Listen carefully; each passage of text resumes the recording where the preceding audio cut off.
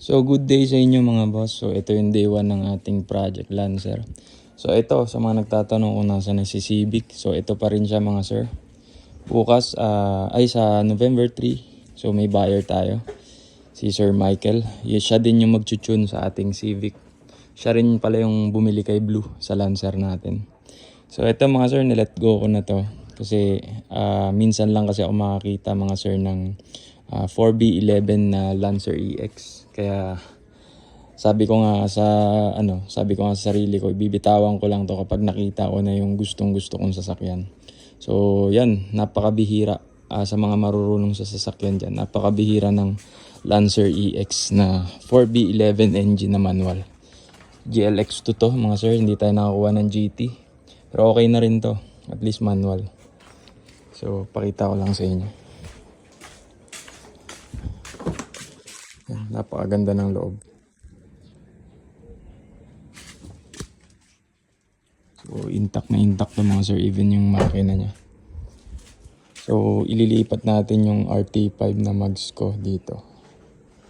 So hindi naman to kasama sa usapan namin ni sir. So yan, bago to. Actually sinimulan ko tong project na to, tong Civic kong to from scratch. So halos ako talaga lahat nagkabit dito, stock talaga. So yun, from gulong, kits, even ako nagbuga nito mga sir, tong kits na to. So yun, syempre may compressor tayo dyan. So gumamit tayo ng maayos na gun. Ako nagbuga nito, side skirt, and even na rear bumper natin.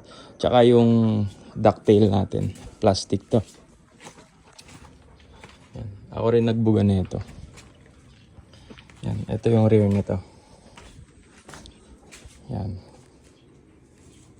Pogi. So yan mga boss, papaalam na tayo kay Bexy, kay Civic, kay Habanero. So salamat, hindi ako napahiya dito mga sir. Kaya hindi rin ako mapapahiya kay Sir Michael kasi condition talaga to. And kapapalit ko lang din ng clutch master. So 1. So napalitan ko na rin. And radiator bagong palit. And dito yung stock eh. So malutong na kasi kaya pinalitan ko na rin. Tie rod napalitan ko na rin. So from scratch talaga, inayos ko talaga to mga sir. Kasi nakuha ko naman to, hindi naman ganun ka, kumbaga hindi ganun kaayos. Maayos pero para sa akin medyo hindi pa siya ganun kapasado. Pero at least since project nga, pinagtuunan ko to ng oras, pera, pagod.